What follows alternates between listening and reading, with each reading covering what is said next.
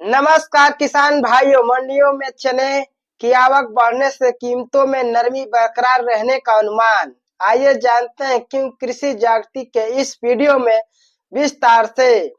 महाराष्ट्र की जलगांव मंडी में 26 अगस्त से 2 सितंबर 2025 के सप्ताह के दौरान चने की कीमतों में 100 रुपए प्रति कुंटल की गिरावट आई। मंडी में 26 अगस्त को चने का भाव 5,875 रुपए प्रति कुंटल था, जो 2 सितंबर को घटकर 5,775 रुपए प्रति कुंटल दर्ज किया गया। वर्तमान भाव केंद्र सरकार द्वारा तय किए गए न्यूनतम समर्थन मूल्य यानी 5,650 रुपए से ऊपर बने हुए हैं। इस बीच केंद्र सरकार पर पीली मटर के आयात को नियंत्रित करने का दबाव बढ़ गया है। केंद्रीय कृषि मंत्री शिवराज सिंह चौहान ने केंद्रीय खाद्य मंत्री प्रह्लाद जोशी को पत्र लिखकर पीली मटर पर 50% आयात शुल्क लगाने की मांग की है। उनका कहना है कि शुल्क मुक्त आयात से पीली मटर स्कैनिंग उद्योग में चने के सस्ते विकल्प के रूप में इस्तेमाल हो रही है, जिससे घरेलू दालों की कीमतों पर दबाव पड़ रहा है।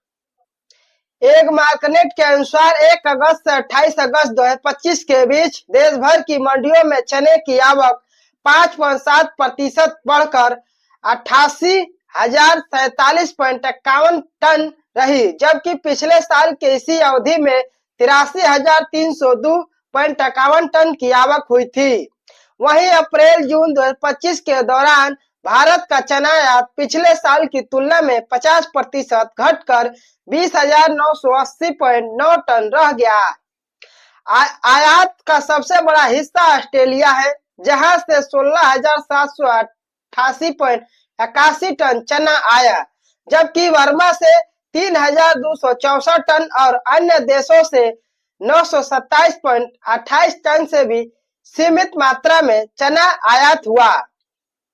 व्यापारियों का मानना है कि इस सीजन ऑस्ट्रेलिया से लगभग 15 लाख टन चना उपलब्ध हो सकता है, लेकिन अभी तक केवल 5 से 10% स्टॉक ही अग्रिम सौदों में बिक पाया है। यह स्थिति आगे आपूर्ति बढ़ने और कीमतों पर दबाव की ओर संकेत कर रही है।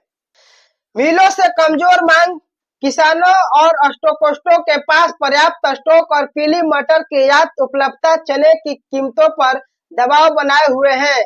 अनुमान है कि निकट भविष्य में चने सीमित दायरे में रह सकता है और बाजार में नरमी का रुख बरकरार रह सकता है।